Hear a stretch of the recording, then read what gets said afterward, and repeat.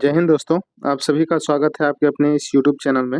दोस्तों, आज के इस वीडियो में हम सब देखेंगे रोशन आनंद सर यानी कि ज्ञान बिंदु जीएस एकेडमी के जो डायरेक्टर हैं उनके द्वारा जो बिहार पुलिस का प्रैक्टिस टेस्ट करवाया जा रहा है, तो उसका आज टेस्ट नंबर 7 देखेंगे। ठीक ना, ये कितना रहेगा? तो टेस्ट नंबर 7 है और इससे पहले का जो 6 टेस्ट है उसे इस यूट्यूब चैनल पे अपलोड कर दिया गया है, प्लेलिस्ट बना हुआ है 6 टेस्ट का। तो जाइए देखिए अगर आपने अभी तक नहीं देखा है तो।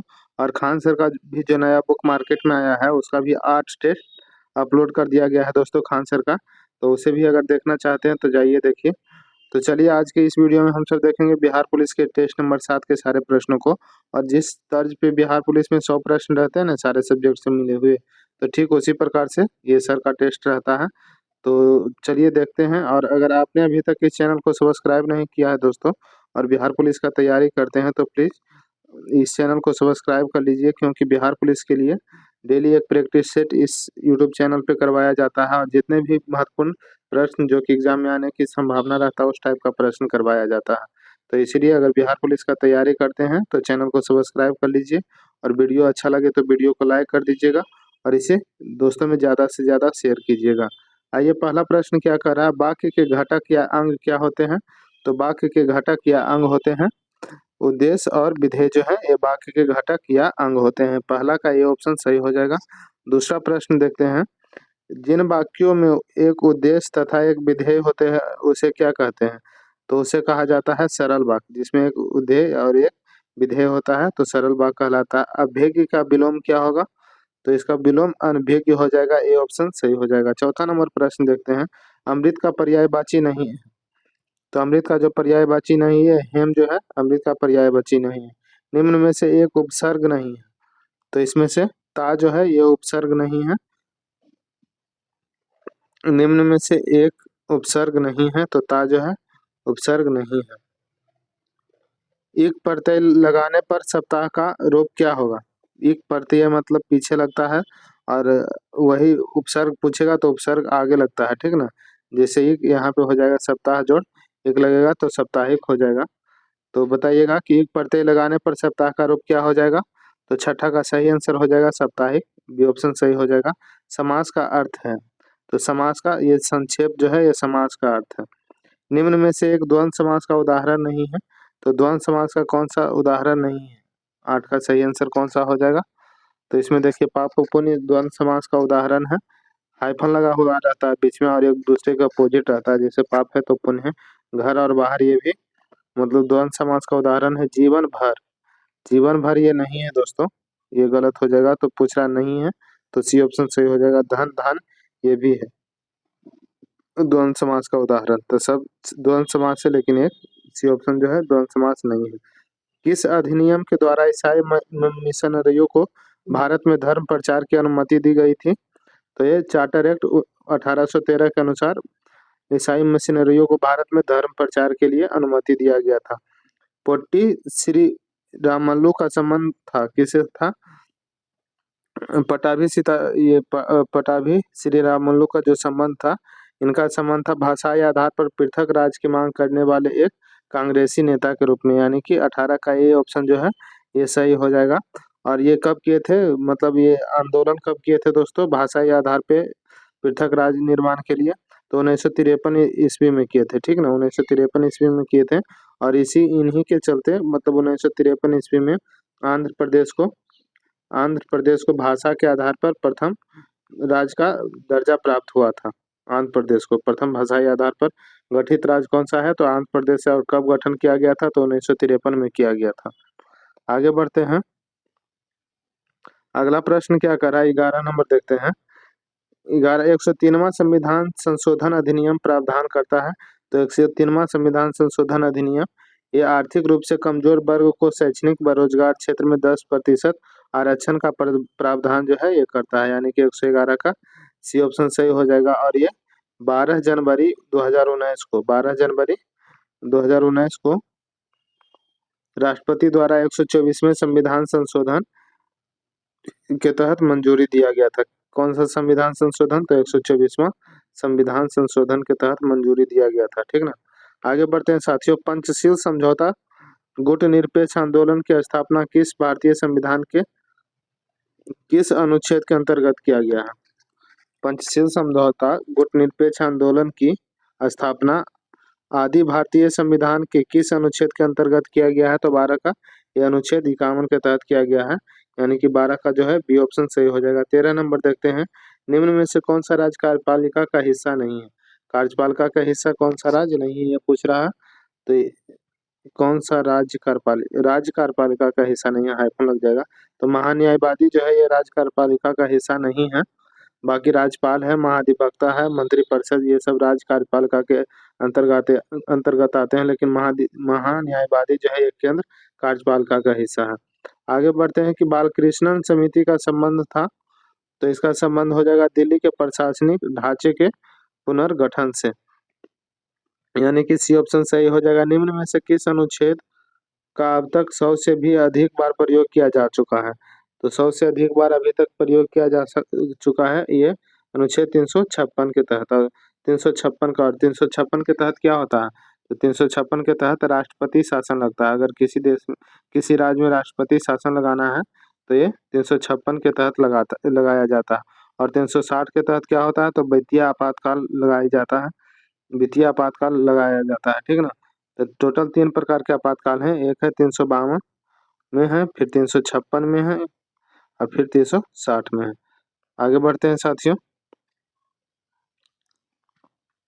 16 नंबर क्या कह रहा है कि 1907 में एक रॉयल आयोग का गठन किसकी अध्यक्षता में किया गया था? तो रॉयल आयोग का गठन हाब हाउस के अध्यक्षता में किया गया था, सी ऑप्शन सही हो जाएगा।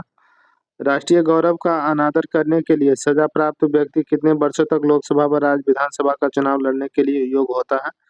तो ये इसका सही आंसर हो जाएगा 6 वर्ष। राष्ट्रीय गौरव का अनादर करने के लिए सजा प्राप्त व्यक्ति कितने वर्षों तक लोकसभा व राज्यसभा का चुनाव लड़ने के लिए अयोग्य लिख रहा है, ठीक ना।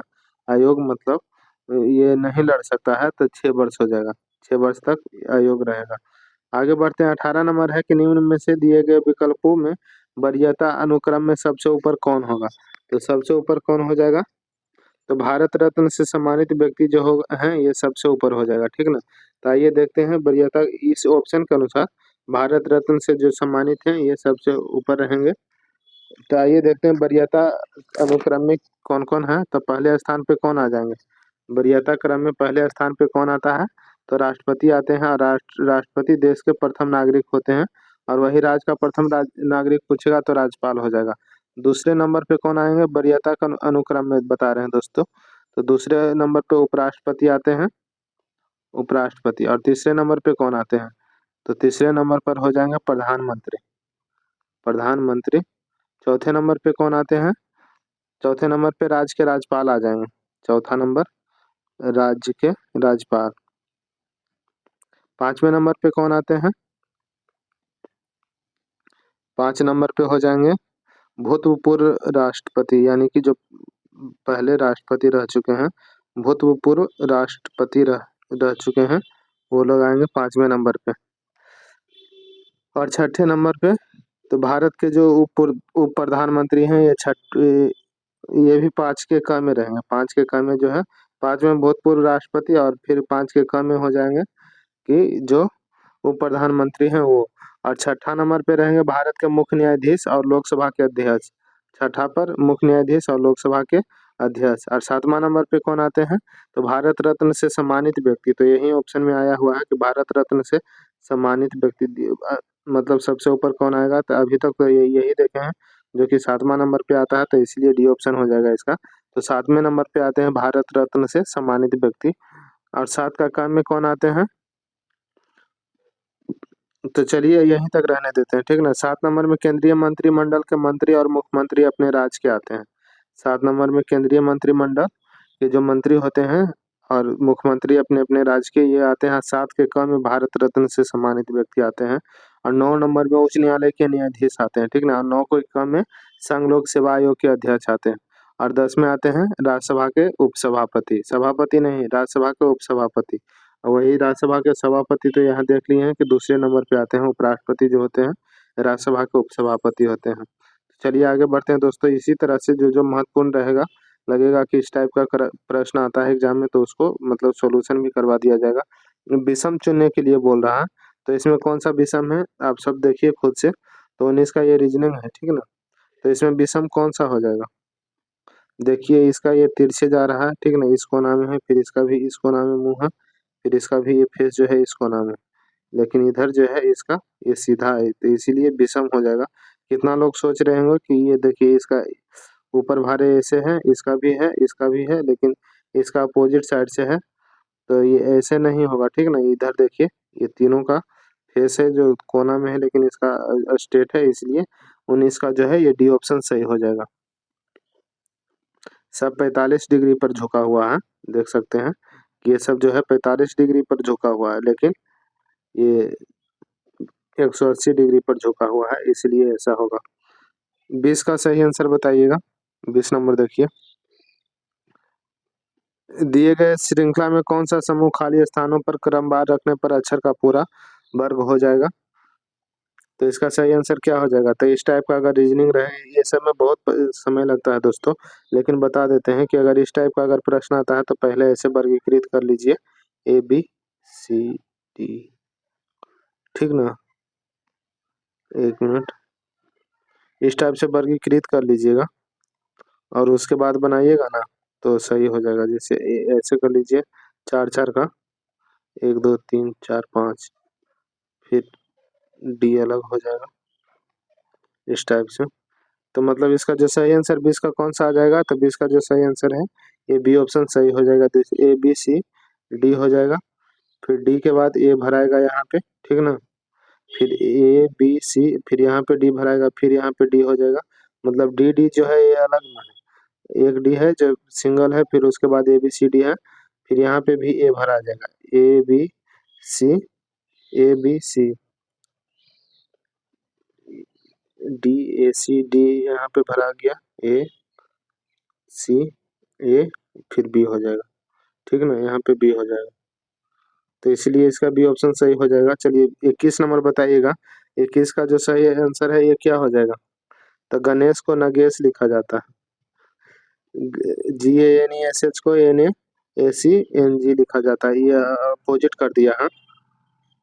जैसे देखिए GAN इधर आ गया है, यहाँ पे देख रहे हैं, ये वाला स्टार्टिंग वाला जो है ये इधर लास्ट में आ गया है, फिर इधर वाला SAN को इधर SAN इधर से अपोजिट कर दिया है, आई को ई पे ही रहने दिया है, तो उसी तरह से पूछ रहा है।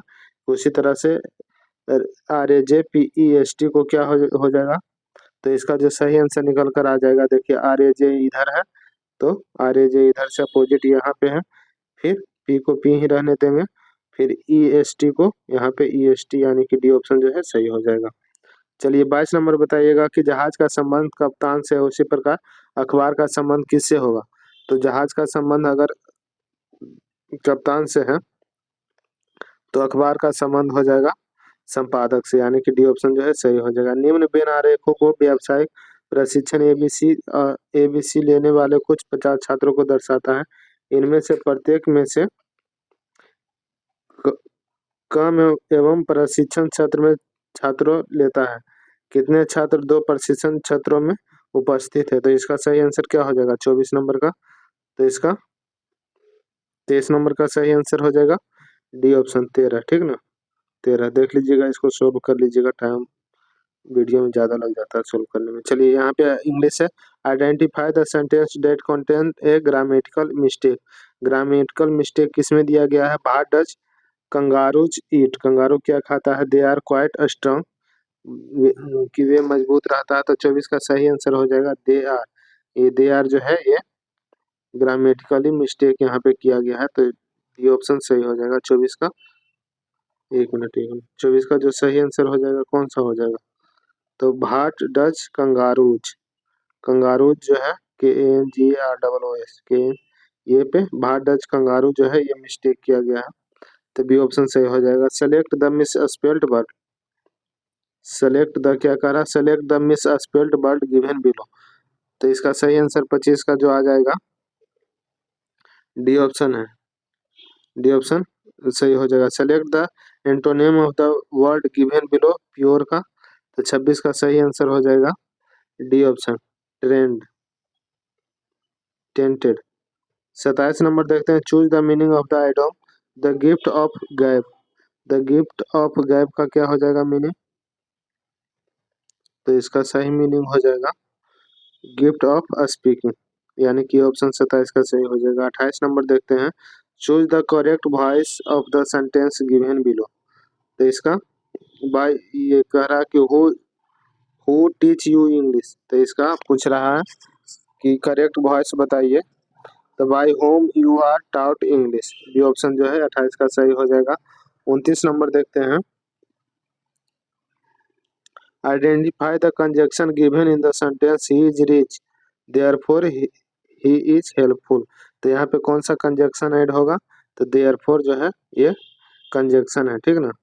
आइडेंटिफाई द कंजक्शन, कंजक्शन पूछ रहा था, तो देयरफॉर कंजक्शन हो जाएगा।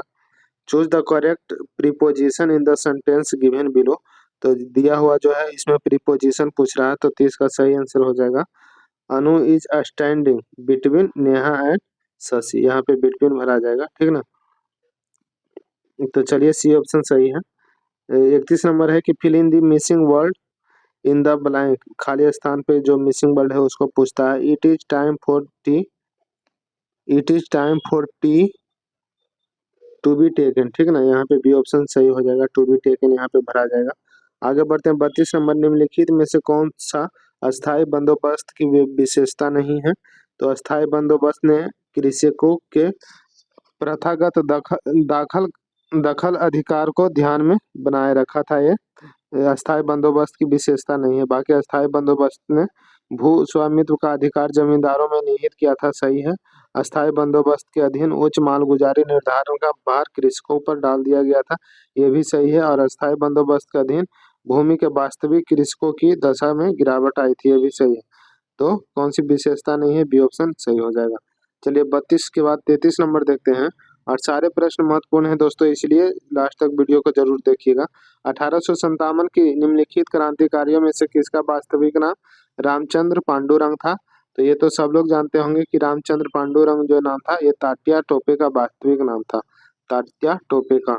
और 1857 के क्रांति से बहुत सारे प्रश्न एग्जाम में आते हैं दोस्तों, जैसे कि वीर कुंवर सिंह कहाँ से आंदोलनकारी थे, तो ये बिहार के जगदीशपुर जो कि आरा में पड़ता है वहां से थे। यहाँ पे फिर देखिए एक बिहार यहाँ पे आया हुआ है 1857 के विद्रोह से। तो विद्रोह के समय बैरकपुर में कौन ब्रिटिश कमांडिंग ऑफिसर था, तो ये उसका नाम था हैरिसे, हैरिसे जो था ब्रिटिश कमांडर था 1857 के क्रांति के समय। 35 नंबर प्रश्न देखते हैं, इनमें से किस प्रसिद्ध समाज सुधारक ने ज्ञान योग, कर्मयोग और राजयोग नामक पुस्तकें लिखी है। स्वामी विवेकानंद के द्वारा ये लिखा गया है। सिकंदर, ये ऑप्शन सही हो जाएगा। सिकंदर ने विजय प्राप्त करने के उपलक्ष्य में किस नगर की स्थापना किया था, तो ये निकैया का स्थापना किया था, निकैया का। और ये आप क्या है बहुकेफला जो है ये अपने प्रिय घोड़े के नाम पर एक जगह का स्थापना किया था। निम्न में से किसने अपने ग्रंथ माध्यमिक सूत्र में सापेक्षता का सिद्धांत का प्रतिपादन किया था, तो ये किया गया था नागार्जुन के द्वारा, सापेक्षता के सिद्धांत का प्रतिपादन। 38 नंबर देखते हैं कि सन 1442 से 43 में अब्दुल रजाक ने किस राजवंश के शासक शाहरुख के राजदूत के रूप में विजयनगर साम्राज्य का दौरा किया था। तो 38 का ये सही आंसर हो जाएगा तैमूर राजवंश, यानी कि डी ऑप्शन सही हो जाएगा। निजामुल मुल्क ने किस युद्ध में मुगल सूबेदार मुबारिज खां को शिकस्त दी थी, तो ये दिया था, ये ऑप्शन हो जाएगा सकूर खेड़ा का युद्ध में। किस युद्ध में पूछ रहा है, तो सकूर खेड़ा के युद्ध में दिया था। बिहार में नुहानी शासन शुरू किया था, तो बिहार में नुहानी शासन दरिया खां नुहानी के द्वारा शुरू किया गया था, ये ऑप्शन सही हो जाएगा। दरभंगा में नमक कानून भंग करने के लिए सत्याग्रह का नेतृत्व किसने किया था, तो दरभंगा में ये नेतृत्व किया गया था नारायण सिंह के द्वारा, ये ऑप्शन सही, बी ऑप्शन सही हो जाएगा नारायण सिंह, ठीक ना। 41 का बी ऑप्शन सही हो जाएगा। और दोस्तों वीडियो कैसा लग रहा है आप बताइएगा जरूर, और अगर अच्छा लगता है तो इस वीडियो को लाइक कर दीजिएगा और दोस्तों में शेयर कीजिएगा। जितने भी लोग बिहार पुलिस की तैयारी कर रहे हैं उन सारे दोस्तों में शेयर कीजिएगा। और अगर आपने अभी तक इस चैनल को सब्सक्राइब नहीं किया है साथियों, तो प्लीज़ सब्सक्राइब कर लीजिए, क्योंकि यहाँ पे ऑथेंटिक प्रश्नों के साथ जो कि बिहार पुलिस में आने की संभावना रहता है उस टाइप का प्रश्न करवाया जाता है। इनमें से किस रसायन का प्रयोग अमेरिका द्वारा वियतनाम के जंगलों एवं झाड़ियों को खत्म करने के लिए किया गया था, तो उसका सही आंसर हो जाएगा एजेंट ऑरेंज का। कंबोडिया में गृह युद्ध कब समाप्त हुआ था? तो कंबोडिया में जो गृह युद्ध है ये समाप्त हुआ था 1975 ईस्वी को, यानी कि डी ऑप्शन जो है सही हो जाएगा। राजू यहाँ पे देखिए मैथ का प्रश्न है, तो मैथ में मतलब टाइम लगता है दोस्तों, इसलिए वीडियो बड़ा हो जाता है। तो चलिए हम जो सही आंसर है उसको बता देते हैं, ठीक ना। आप सब सोल्व कर लीजिएगा वीडियो को स्टॉप करके। 1323 को किस न्यूनतम अंक से गुना किया जाए कि वह पूर्ण घन बन जाएगा? तो पूर्ण घन बनाने के लिए 1323 को 7 से गुना करना होगा, यानी कि डी ऑप्शन जो है सही हो जाएगा। चलिए 46 नंबर देखते हैं। 46 का सही आंसर क्या हो जाएगा? तो 46 का जो बी ऑप्शन है 112 रुपया, 120 रुपया, ये सही हो जाएगा। 47 का सही आंसर हो जाएगा ये ऑप्शन दोस्तों 70 सेकंड, ठीक ना। 48 नंबर का कुकर का अंकित मूल्य, तो इसका 48 का डी ऑप्शन सही हो जाएगा 1008 रुपया। आगे बढ़ते हैं। 48 के बाद 49 नंबर देखते हैं, 49 नंबर। तो 49 का जो सही आंसर हो जाएगा 49 का डी ऑप्शन सही हो जाएगा 6 किलोमीटर प्रति घंटा की स्पीड से। 50 नंबर देखते हैं। तो 50 का जो सही आंसर हो जाएगा ए ऑप्शन सही हो जाएगा। 50 का ए ऑप्शन जो है सही निकल कर आ जाएगा आंसर। 51 में डी ऑप्शन सही हो जाएगा। 52 में कौन सा सही हो जाएगा? तो 52 का भी ए ऑप्शन जो है सही हो जाएगा, ए ऑप्शन। 53 का सही आंसर कौन सा हो जाएगा साथियों? तो 53 का बी ऑप्शन सही हो जाएगा। आगे आइए, मिलान करने के लिए कह रहा है, सूची 1 को सूची 2 से मिलाने के लिए कह रहा है, ठीक ना। तो चलिए देखते हैं। दक्कन ट्रैप, दक्कन ट्रैप यहाँ पे सूची 1 है और सूची 2 है। तो दक्कन ट्रैप का मिलान हो जाएगा किससे बताइएगा? तो इसका प्री कैम्बियन से मिलान हो जाएगा, यानी कि 54 का पहला का बी हो जाएगा प्री कैम्बियन। एक मिनट। दक्कन का हो जाएगा क्रिस्टो क्रिटेशियस आदि नूतन, और पश्चिमी घाट का हो जाएगा किससे? तो उत्तर नूतन से। अरावली का हो जाएगा अरावली प्री कैम्बियन से, और नर्मदा ताप्ती जलोढ़ निक्षेप का अत्यंत नूतन से, यानी कि इसका सही आंसर जो है बी ऑप्शन 54 का निकल जाएगा। 55 नंबर देखते हैं कि निम्नलिखित नेशनल पार्कों में से किस एक की जलवायु जो है उष्णकटिबंधीय से उपोष्ण, शीतोष्ण और आर्कटिक तक परिवर्तित होती है? तो 55 का जो सही आंसर हो जाएगा इसका डी ऑप्शन सही हो जाएगा, नामदफा नेशनल पार्क, यानी कि डी ऑप्शन सही हो जाएगा। 56 नंबर बताइएगा कि पोटेशियम का मृदा के पोषण तत्व पोटेशियम का कार्य है। तो पोटेशियम का कार्य हो जाएगा 56 का ये सी ऑप्शन, यानी कि रोग प्रतिरोधक क्षमता बढ़ाना और पानी का उचित अवशोषण करना। 57 नंबर है कि फर्टिगेशन विधि से सिंचाई की शुरुआत, फर्टिगेशन विधि से सिंचाई की आधुनिक खेत खोज किस देश में हुई? तो इसका ये डी ऑप्शन सही हो जाएगा, इजराइल में हुआ है। भूतल पर बिंदु जो उद्गम केंद्र के समीप होता है वह कहलाता है, तो वह क्या कहलाता है? तो अधिकेंद्र कहलाता है, यानी कि सी ऑप्शन सही हो जाएगा। भूतापीय ऊर्जा का शीर्ष उत्पादक देश कौन सा है भूतापीय ऊर्जा का? तो 59 का ये ऑप्शन सही हो जाएगा, यूएसए। यूएसए। वर्ष 2011 की जनगणना के अनुसार बिहार का जनसंख्या घनत्व पूछ रहा है, और ये 2024 का जो बिहार पुलिस का एग्जाम हुआ है ना दोस्तों, उसमें आया हुआ प्रश्न है। तो 1106 व्यक्ति प्रति वर्ग किलोमीटर बिहार के जनगणना के अनुसार, 2011 के जनगणना के अनुसार बिहार का जनसंख्या घनत्व है 11,106 प्रति व्यक्ति प्रति वर्ग किलोमीटर। बताइएगा कि बिहार में लोकसभा सीटों की संख्या कितना है? तो बिहार में लोकसभा सीटों की संख्या 80 है दोस्तों। राज्यसभा सीटों का संख्या 16 है, और विधानसभा सीटों की संख्या 243 है, जिसमें से कि 38 शेड्यूल कास्ट के लिए और दो जो है 38 शेड्यूल कास्ट के लिए और दो जो है शेड्यूल ट्राइब्स के लिए मतलब रिजर्व है, यानी कि टोटल 40 सीट रिजर्व है, ये भी प्रश्न आता है। और विधान परिषद में कितना सीट है? तो विधान परिषद में टोटल 75 सीट है बिहार के विधान परिषद में। आगे बढ़ते हैं। आगे बताना है आपको कि लोकसभा में मतलब बिहार से कितना सीट रिजर्व्ड है, अनुसूचित जाति और अनुसूचित जनजाति के लिए कितना सीट रिजर्व है बिहार से? तो टोटल 6 सीट लोकसभा में रिजर्व है बिहार का। चलिए आगे बढ़ते हैं। 61 नंबर क्या कह रहा है? 61 नंबर कह रहा है कि समस्त बिहार में आर्द्रता न्यूनतम किस माह में रहता है?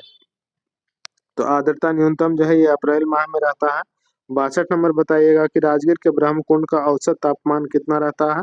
तो ये 87 डिग्री सेंटीग्रेड रहता है। निम्नलिखित में से किस समिति का संबंध चुनाव सुधार से है?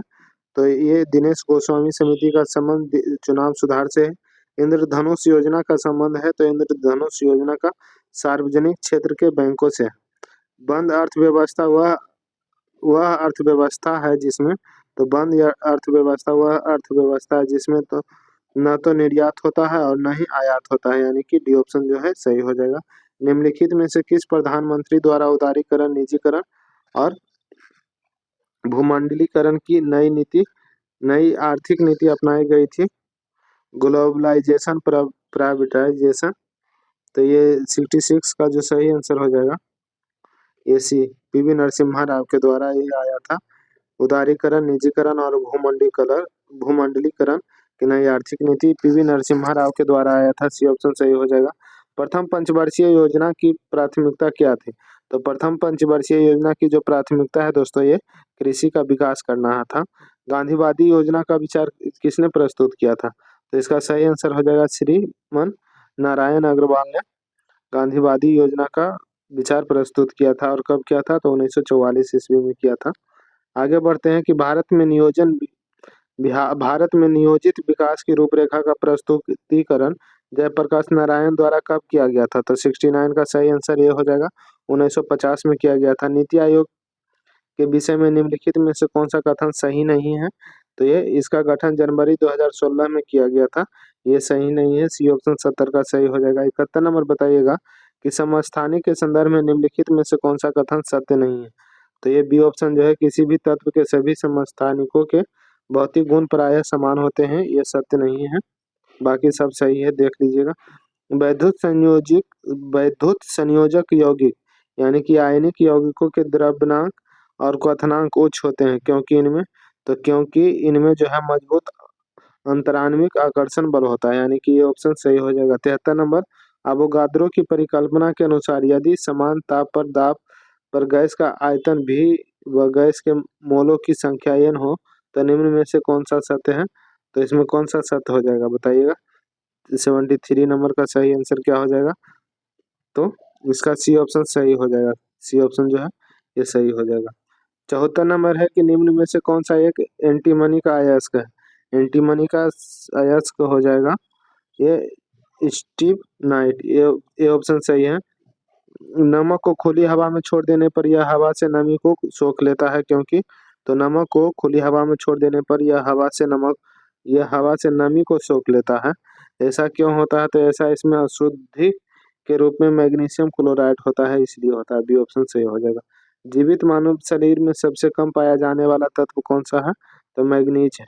मैग्नीज जो है सबसे कम पाया जाने वाला तत्व है। 77 नंबर है, कार्बन टेट्राक्लोराइड को अन्य किस नाम से जाना जाता है? तो ये पायरीन के नाम से जाना जाता है, यानी कि सी ऑप्शन जो है सही हो जाएगा।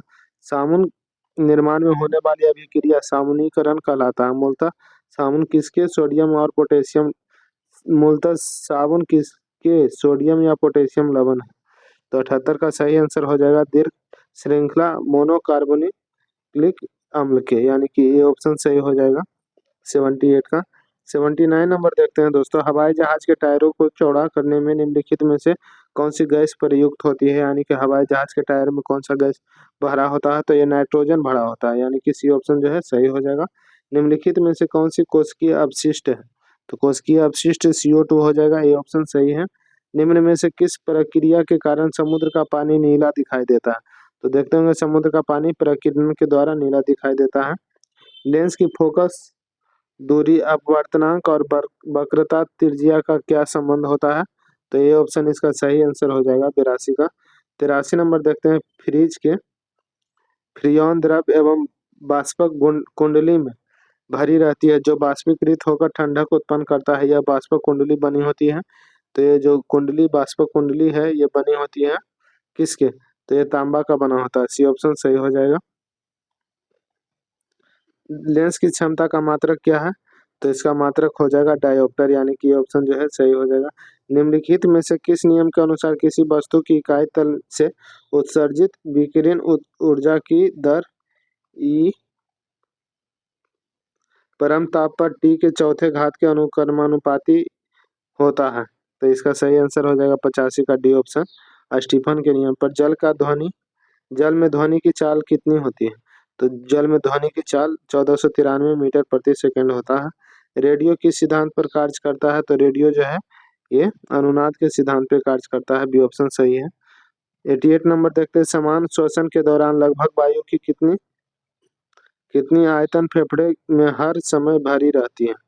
तो 88 का सही आंसर हो जाएगा साथियों ये 1500 मिलीमीटर। सी ऑप्शन सही है। सबसे पहले डीएनए की खोज किसने किया था? तो सबसे पहले डीएनए फ्रेडरिक मिशर के द्वारा किया गया था। निम्नलिखित में से कौन सा अलैंगिक प्रजनन का एक प्रकार नहीं है? तो ये पर्व निषेचन जो है अलैंगिक प्रजनन का एक प्रकार नहीं है। पेयजल में कोलिफॉर्म की उपस्थिति किसका लक्षण है? तो ये लक्षण हो जाएगा मानव अपशिष्ट के संदूषण। चलिए आगे बढ़ते हैं, 12वें नंबर देखते हैं। और साथियों आपसे रिक्वेस्ट रहेगा कि अगर आपको वीडियो अच्छा लग रहा है तो वीडियो को लाइक कर दीजिएगा, क्योंकि लाइक से मोटिवेशन मिलता है साथियों वीडियो बनाने के लिए, ठीक ना। लाइक से मोटिवेशन मिलता है वीडियो बनाने के लिए।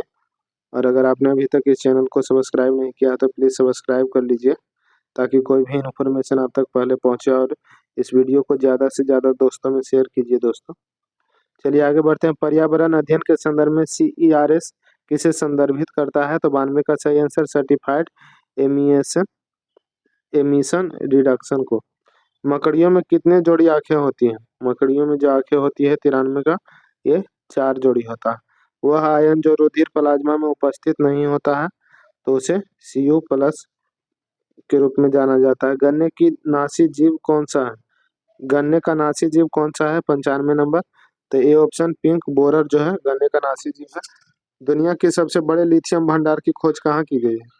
तो इसका साल्टन सागर में किया गया है। ये ऑप्शन सही हो जाएगा, जो कि जनवरी 2024 में अमेरिका में किया गया है, अमेरिका के कैलिफोर्निया में। आगे बढ़ते हैं, 97 नंबर है। मिसाइल ब्रिज सिस्टम सर्वत्र किसके द्वारा लॉन्च किया गया है? तो ये DRDO के द्वारा लॉन्च किया गया है। PM जनमन अभियान का संबंध किससे है? जनमन अभियान का संबंध PM जनमन। तो इसका सही आंसर 98 का जो है ये डी ऑप्शन हो जाएगा, जनजातियों से है। दिसंबर 2023 में पूर्वी क्षेत्रीय परिषद की 26वीं बैठक का आयोजन किया गया था। कहाँ पे?